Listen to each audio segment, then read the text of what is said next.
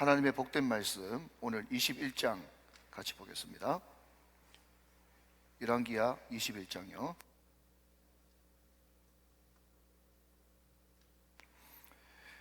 네, 21장 펴놓으시고요.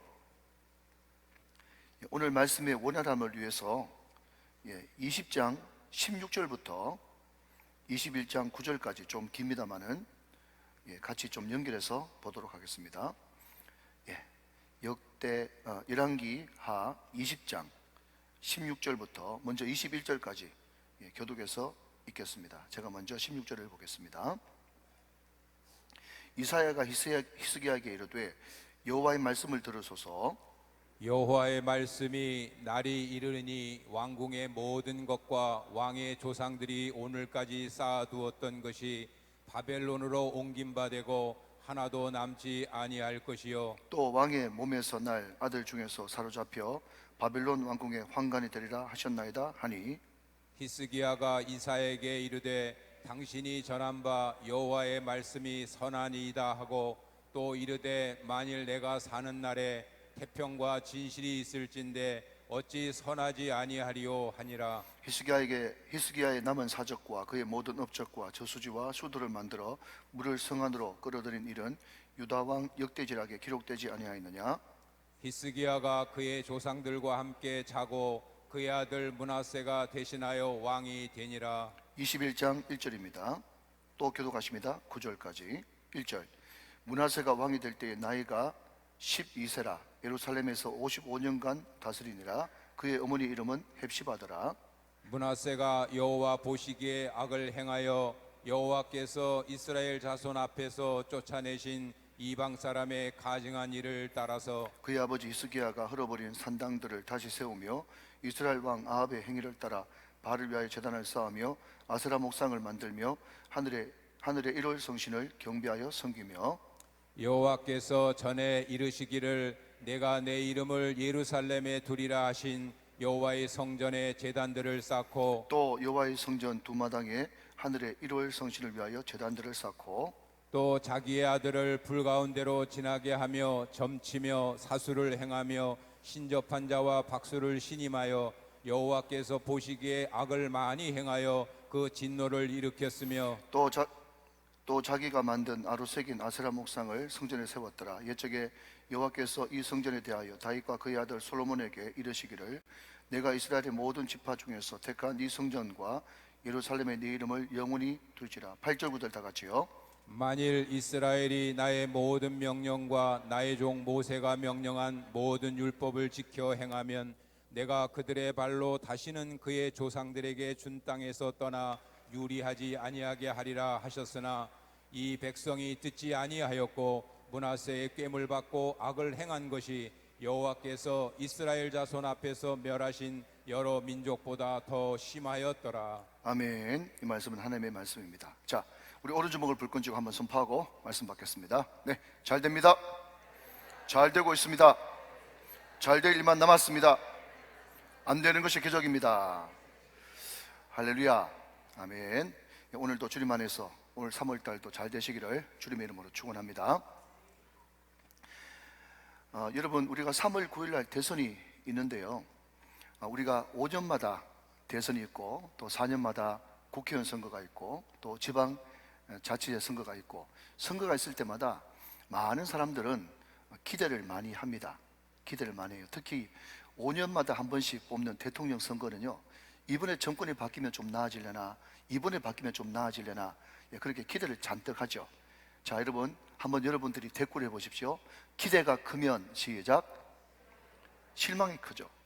기대가 크면 실망이 커요. 우리는 그 세월을 수십 년 동안 보내왔습니다. 여러분, 그냥 앞에 오늘 본문을 설명하기 위해서 예화를 들 뿐이니까 여러분들이 누구를 또 목사님 말씀하시냐 그런 생각 전혀 하지 마시고요. 기대가 크면 실망이 크다는 말은 엄연한 사실인 것 같습니다. 자, 여러분, 오늘 1절 말씀 한번 보시겠습니까? 21장 1절 말씀. 므낫세가 왕이 될 때에 나이가 12세예요. 자, 잠깐만 저를 보시면요, 자, 히스기야가 면벽 기도라고 그러죠. 벽을 바라보면서 하나님과 히스기야 사이에 어떤 것도 개입시키지 않고 면벽 기도를 드릴 때 하나님께서 그 기도에 응답하셔서 15년 연장시켰습니다. 그죠? 15년 연장시켰는데 오늘 므낫세가 왕될 때 나이가 12살이니까 그러면 언제 이 므낫세가 태어난 거예요? 15년 연장됐을 때 태어났죠. 그러니까 하나님의 특별한 은혜를 받은 그때에 태어난 은혜둥이에요. 은혜둥이. 이름 붙이자면 은혜둥이란 말이죠. 자, 계속 넘어갑니다. 예루살렘에서 55년간 다스렸어요. 자, 저를 또 잠깐 보시면 여러분 역대급 최고입니다. 55년 동안 다스렸습니다. 그러니까 엄청나게 오래 반백년 이상을 통치를 한 거예요. 자, 결정타는요, 그의 어머니의 이름은 헵시바더라 그랬습니다. 자, 여러분 찾아볼 수 있는 시간이 없으니까 그냥 이사야 62장 4절이라고 옆에 하나 적어 놓으시고요. 여러분 이사야에 보면 헵시바와 뷸라가 나옵니다. 헵시바는 뜻이 뭔가 하면 나의 기쁨이 그에게 있다, 이런 뜻이에요. 이스라엘의 회복을 이렇게 선포하는 그 대표적인 단어가 헵시바와 뷸라거든요. 그러니까 이 헵시바라고 하는 이름 자체가 어쨌든 이름을 좋은 뜻을 가져도 엉망인 사람도 있지만 어쨌든 엄청난 은혜가 담겨 있는 이름이 헵시바입니다. 그러니까 10중 8구가 어머니의 신앙이 굉장히 돈독했음을 이야기하고 있는 거예요. 더군다나 여러분 므낫세의 아버지가 누굽니까? 히스기야예요. 히스기야. 제2의 다윗이라고 하는 히스기야. 그러니까 므낫세가 왕이 되었을 때 1절 말씀 보면 모든 기대가 다 포함되어 있죠. 은혜둥이에요. 55년 동안 통치했어요. 엄마 신앙 좋아요. 아버지 히스기야예요. 부족한 것이 없는 거예요. 그런데 여러분 아시는 대로 결과는 뭐죠? 기대가 크면 실망이 커가지고 남유다가 완전히 멸망하는데 결정적인 스파이크를 날린 사람이 누군가 하면 므낫세예요. 그러니까 그 뒤에 요시아라고 하는 그 손자가 종교개혁을 일으키고, 여러분 혹시 내일도 잠깐 말씀드리겠습니다만 여러분 캠파이어 보셨습니까? 여러분 저는 캠파이어를 할 때 항상 끝까지 남아 있었거든요.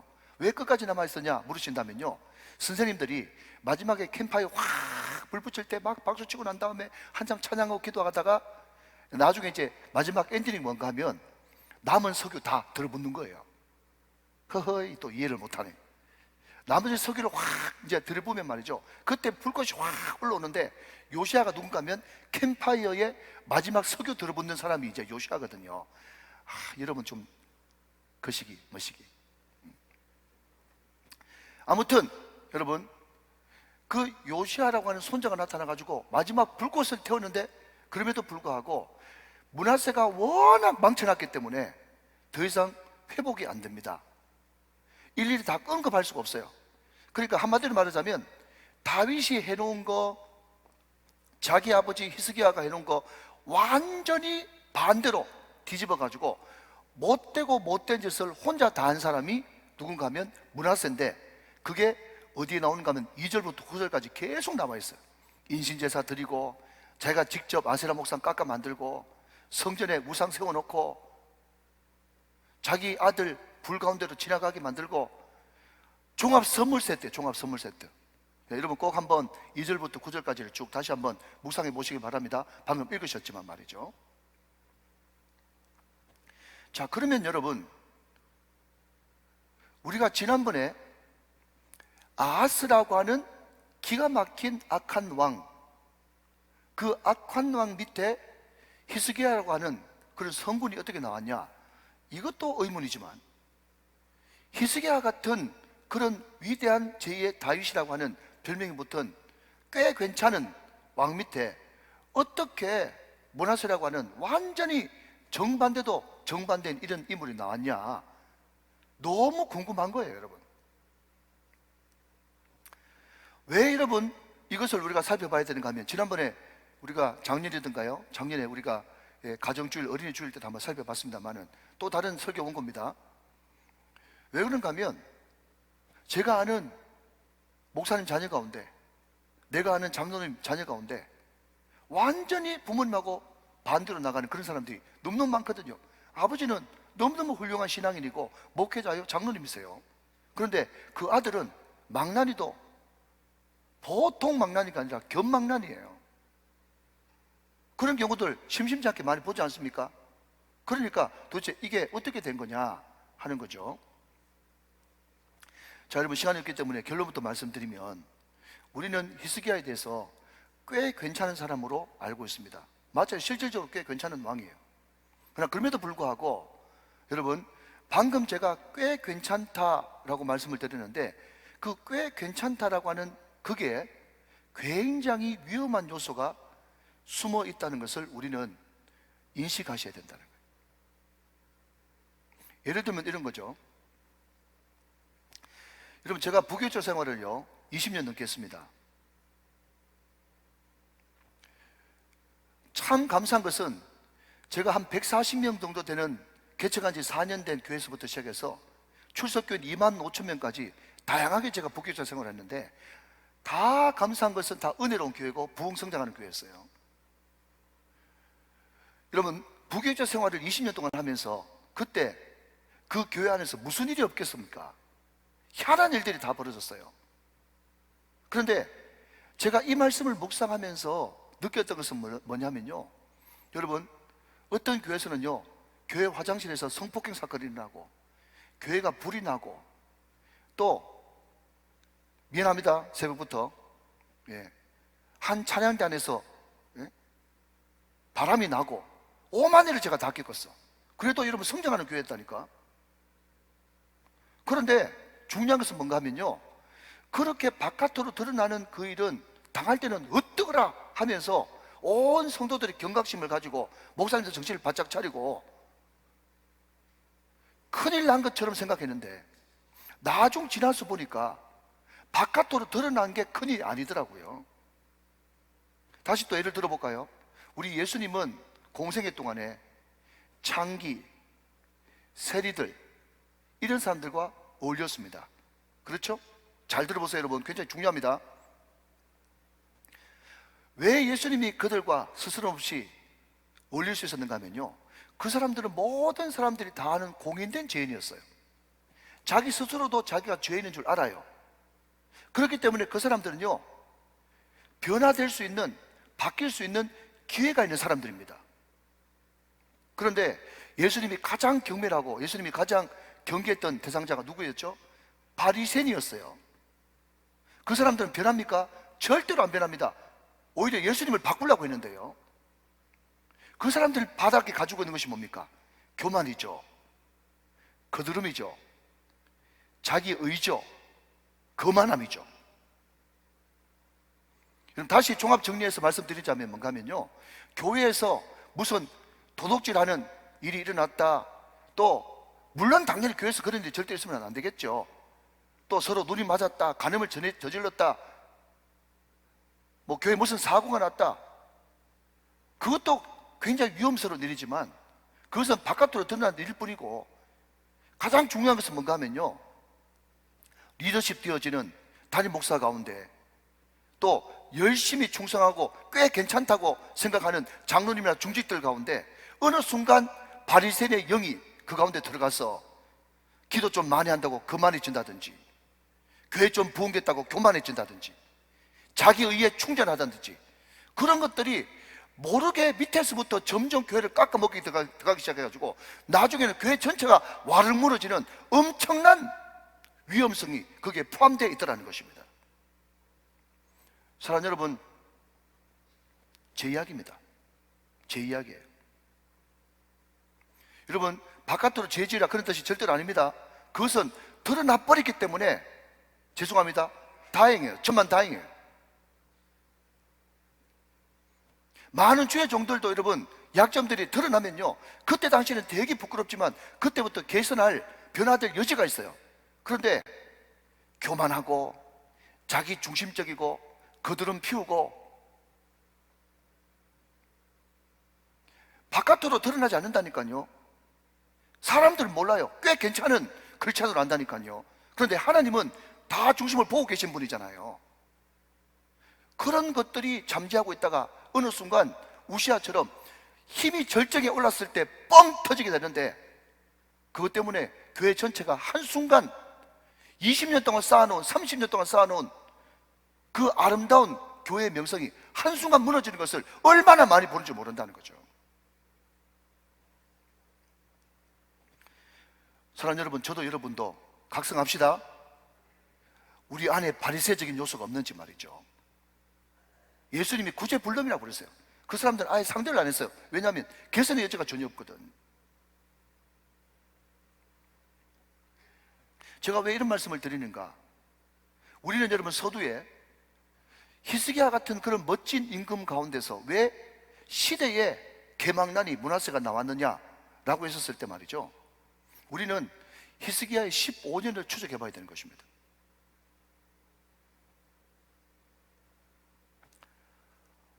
여러분 혹시 꿈이 뭐예요? 여러분 비전이 뭡니까? 여러분 비전이, 여러분은 어떤 가치관을 가지고 살아가고 있습니까? 만약에 여러분, 제가 많은 분들을 대상으로 꿈이 뭡니까? 비전이 뭐예요? 여러분 행복하십니까? 어떤 것의 삶의 가치를 가지고 추구하고 살아가고 있습니까? 물으면요, 죄송합니다, 거의 8, 90%는요 머쓱해 하면서 목사님 한간 소리 하고 있네, 그렇게 생각할 겁니다.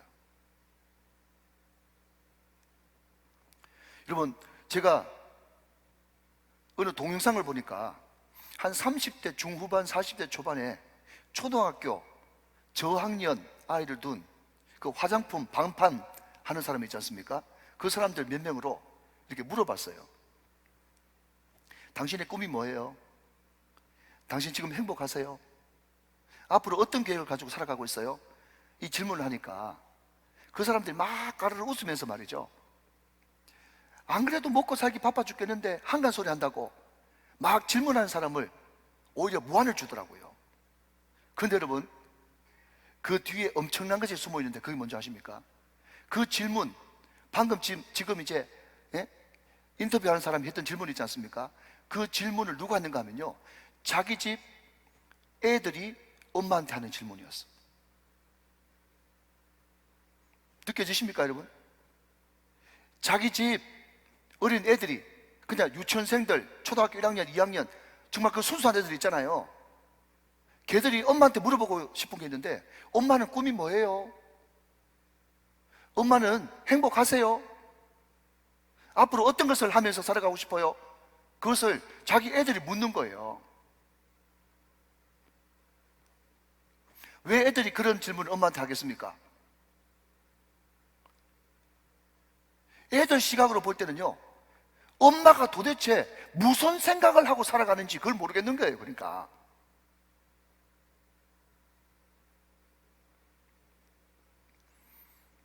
여러분 대답하셔야 됩니다.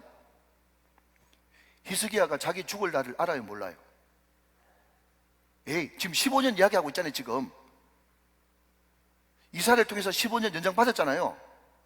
39대 여러분 그 사형 선고 받아가지고 15년 연장된다 그래가지고 그 사이 므낫세도 낳고 있지 않습니까? 그러니까 여러분, 히스기야가 자기 죽을 날 알아요, 몰라요? 압니다. 알아요. 잘 들으셔야 돼요 여러분. 자기 죽을 날을 히스기야가 확실하게 알았어요. 지금 여러분 므낫세가 12살 때 임금이 됐다고 해가지고 이것 때문에 여러분 개망난이 된 게 아니에요. 여러분 아시다시피 7살 때 왕 된 사람 있죠? 요아스. 그 고모부가 누구였다고요? 84살의 요야다. 여러분 비록 7살이었지만 제사장 요야다가 신앙의 멘토가 돼가지고 여러분 39년 동안 말씀 안에서 종교개혁을 일으키면서 임금도로 잘했지 않습니까? 알아듣고 계십니까 여러분? 그러니까 지금 히스기야가 자기 죽을 날이 15년밖에 안 남았다는 것을 안다면 그 어린 므낫세에게 가장 먼저 붙어줘야 될 것이 뭐겠어요? 멘토를 붙어줘야 되는 거예요. 멘토를. 요야다 같은 그런 제사장을 붙어줘서 말씀이 뭔지, 하나님의 뜻이 뭔지, 네가 어느 방향으로 가야 되는지, 삶의 가치가 뭔지, 네가 어떤 꿈을 꾸고 살아야 될지, 네가 어떤 존재가 되어야 될지, be, do, have, share, service. 기억나십니까 여러분? 그것을 명확하게 가치관 내지는 세계관을 심어 주었다면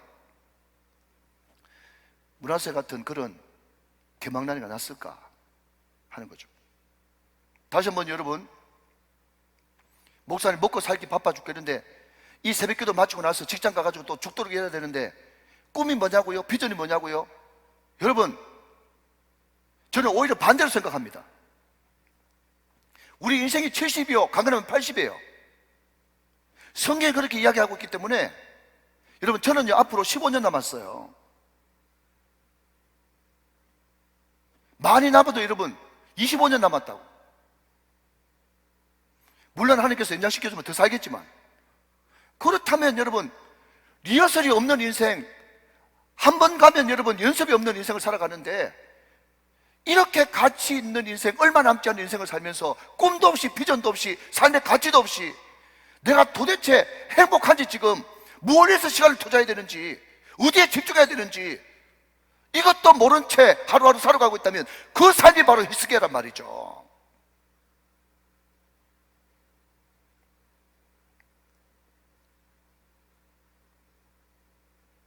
사랑하는 여러분, 저는 밤새도록 오늘 제가 이 말씀을 묵상했어요. 나한테는 꿈이 있는가?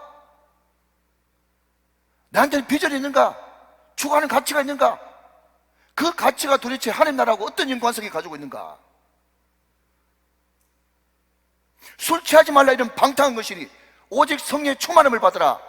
여러분, 여기서 있는 방탕은 뭐라고 그랬죠? 제가 도덕적이고 윤리적인 방탕이 아니에요. 하나님과 관련 없고 사명과 관련 없는 모든 것은 다 방탕이에요.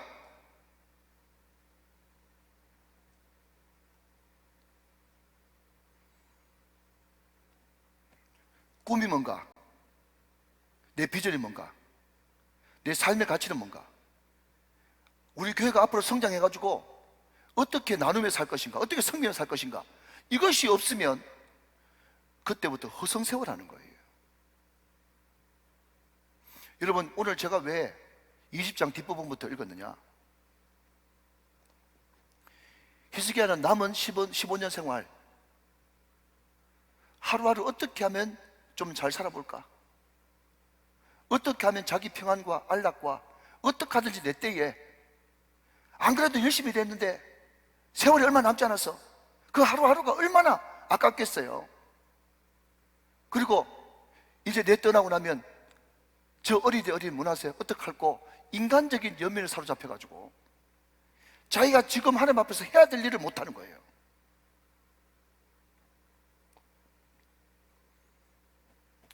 여러분, 빨리 넘어갑시다. 이 므낫세는요, 오늘 본문 8절 9절 여러분 가서 확인해 보십시오. 8절 9절을 보면요, 므낫세는 말씀이 없었어요. 말씀. 절대로, 저도 애를 3명이나 키워보지만은 아빠가 엄마가 눈 째려본다고 애들 안 변합니다. 절대로 안 변해요. 그 애들 마음 가운데 말씀이 들어가야 되는 거예요. 말씀이 들어가서 말씀이 그 애들을 감동시켜서 이끌어 갈 때만이 걔들이 변화될 수 있는 줄 믿으시기 바랍니다. 안 그러면요, 항상 자기 뜻과 자기 주관대로 움직여요. 다시 말씀드립니다. 자기 뜻대로 자기 주관대로 움직이는 그게 죄라니까요. 우리는 항상 눈 뜨자 말자, 다시 한번요, 어제의 성공에 자만하지 말고 어제의 실패에 좌절하지 말고 항상 제로 베이스로 만들어가지고 이 부활의 새 아침을 말씀과 함께 시작해야 되는 거예요. 하나님, 오늘 새날을 주셨는데 내가 오늘 붙잡고 나갈 말씀을 허락하여 주옵소서. 그 말씀이, 주의 말씀이 내 발의 등이요 내 길에 빛이 될 수 있도록 항상 말씀이 나를 인도하는 말씀의 삶을 살아야 되는데, 므낫세는 말씀이 없어가지고요, 백성들이 말씀 따라 가려고 하는 것도 므낫세가 얼마나 머리가 좋고 교육을 잘 받는지 모르겠지만은 그 백성들을 자기 꾀로 넘어뜨려가지고 우상 숭배로 쳐넣은 사람이 므낫세. 자, 마지막.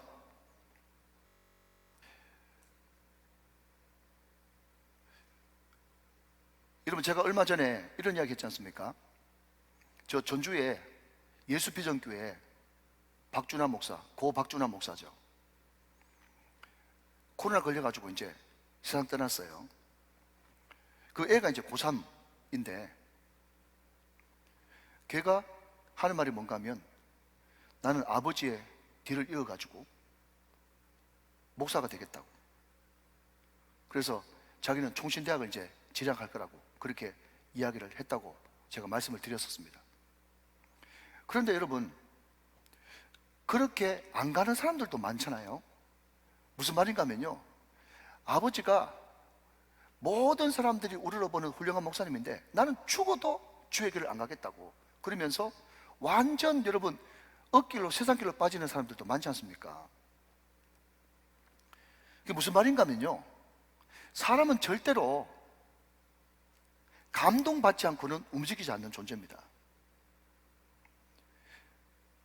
선교사 자녀로 태어나서, 제가 아는 어떤 사람은 선교사 자녀로 태어나가지고 여러분 태국의 나완자촌에 아버지가 사역을 했습니다. 어릴 때 자기는 왜 나완자하고, 자기는 정상인데 나완자하고 사는지도 모르겠고, 그 양바울이라고 하는 선교사님 계세요. 그리고 그 학교를 가려고 그러면 그 동네를 지나가야 되는데, 우리도 그랬지만 여러분 그것은 똑같은지, 그 나완자들 그 지나가면 말이죠, 돌 막 던지고 그랬게. 어릴 때 막 돌 맞아가지고 막 머리 터지고. 그러니까 아버지의 삶을 이해도 못하겠고 자기가 왜 그렇게 살아야 되는지도 이해를 못하는 거예요. 우리 아버지가 이렇게 섬에 가가지고 십몇 년 동안 섬사에 가고 이렇게 와가지고 개척해가지고 이렇게 주님만 바라보고 사는데 아버지가 코로나 죽었다, 그 자녀가 이해되겠어요? 그런데 그 양바울이라고 하는 선교사님은 자기 아버지를 따라서 선교사가 됐습니다. 또 박준하 목사님 아들은 아버지를 따라서 목사가 되고자 합니다. 어떤 사람은 완전 정반대입니다. 자기 아들 므낫세가 완전히 자기 아버지 했던 것을 180도 360도 완전히 뒤엎어 버렸습니다. 그게 뭐죠? 결국 인정 못하겠다는 거거든요. 난 아버지 사는 방식대로 살지 않겠다는 것을 의미하는 거거든요. 결국 우리는 이 말씀을 묵상하고 히스기야와 므낫세를 보면서, 나는 과연 자녀들에게 참 어려운 말입니다만은 감동을 주고 있는 부모인가?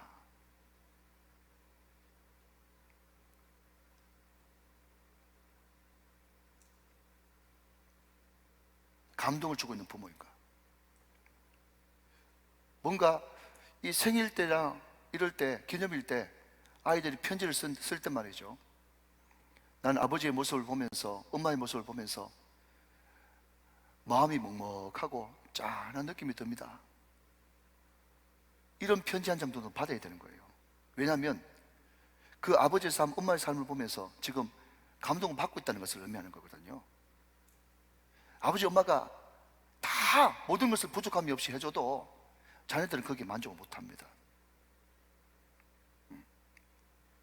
결국 부모님의 삶을 통한 감동이 임할 때 자녀들은 그 부모가 걸어갔던 길을 같이 걸어가게 되는 것이죠. 자, 말씀했습니다. 자, 여러분 성경 이제 좀 보실까요? 2절 말씀, 21장 2절. 볼펜 드시고요. 자, 여러분 제가 여호와라고 하는 단어에 힘주어서 읽겠습니다. 여러분 2절부터 9절까지 여호와란 말이 몇 번 나오는지 한번 세어보고 말씀을 접도록 하겠습니다. 2절. 므낫세가 여호와 보시기에 악을 행하여 여호와께서 이스라엘 자손 앞에서 쫓아내신 이방 사람의 가정한 일을 따라서. 4절 말씀. 여호와께서 전에 이르시기를 내가 내 이름을 예루살렘에 두리라 하신 여호와의 성전에 제단을 쌓고. 5절. 또 여호와의 성전 두 마당에 하늘에 일월 성실을 위하여 제단을 쌓고. 6절 중반절에 신접한 자와 박수를 신임하여 여호와께서 보시기에 악을 많이 행하여. 7절 중반절에 옛적에 여호와께서 이 성전에 대해서 다윗과 그의 아들 솔로몬에게 이르시기를 9절 이 백성이 듣지 아니하였고 므낫세의 깸을 받고 악을 행하는 것이 여호와께서 이스라엘 자손 앞에서 멸하신 여러 민족보다 더 심하였더라. 자, 여러분 말씀 맺습니다. 저를 한번 보십시오. 무슨 말인가 하면요, 우리가 만약에 선한 왕들한테는 파란색을 칠하고 악한 왕한테는 빨간색을 칠한다면 2절부터 9절까지는 온통 빨간색이죠.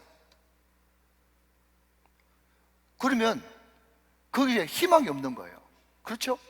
남유다 왕국인데, 다윗의 언약이 있는 왕국인데 희망이 없어요. 그러나 그럼에도 불구하고 여러분, 므낫세는 악할 대로 악했지만, 그러나 그럼에도 불구하고 여호와 하나님이 죽으셨어요? 사셨어요? 거기 계셨어요? 떠나가셨어요? 거기 계셨단 말이죠. 다시 한번요, 잘 들으십시오. 마지막으로 1분만 주십시오. 여러분, 성경에 하나님 나오면 멀리 계신 하나님이요, 전능하신 하나님. 제가 창세기 할 때 여러 번 이야기했습니다. 여호와 그러면은 어떤 하나님입니까? 우리 인간과 언약과 관계를 맺고 싶어 하시는 하나님, 가까이 계신 하나님이거든요. 자, 여러분, 오늘 열왕기하 21장에 보니까 계속해서 하나님이에요, 여호와예요? 여호와입니다. 여호와. 그 악한 왕 가운데서도 계속 우리와 끝까지 언약을 맺고 떠나지 않고 함께 계시고 회복되기를 원하시는 여호와께서 함께 계셨기 때문에 여러분, 다윗의 등불은 이어져 갈 수 있었고, 남왕국은 비록 바벨론에게 멸망당했지만 다시 회복될 수 있었고, 여러분, 그 뿌리에서 에스라가 나오고 예수 그리스도가 나오고, 할렐루야, 그 뿌리에서 여러분 하나님 나라의 완성이 되어져 가는 것입니다. 여러분, 세상이 너무 악하게 돌아간다고 해서 다시 한 번 말씀드리지만 두려워하지 마십시오. 그 가운데서라도 여호와께서 함께 하십니다. 우리가 그 하나님을 발견할 수 있어야 되고, 그 므낫세와 같이 여러분 가만히 생각해 보십시오. 므낫세 시대하고 지금 시대하고 다를 것이 뭐가 있는지요? 그러나 그럼에도 불구하고 그 가운데서라도 여호와께서는 함께 계시고, 남은 자들이 그 여호와 하나님을 소망하면서 그분을 피난처 삼고 그분을 힘 삼고, 할렐루야, 그분을 환난 날에 만날 큰 도움 삼고 그분과 붙들고 나가면 하나님께서 반드시 회복되는 역사를 일으켜 주실 것입니다. 오늘도 그 하나님께 소망을 두시는 저 여러분 다 되시기를 주님의 이름으로 축원합니다. 축복합니다.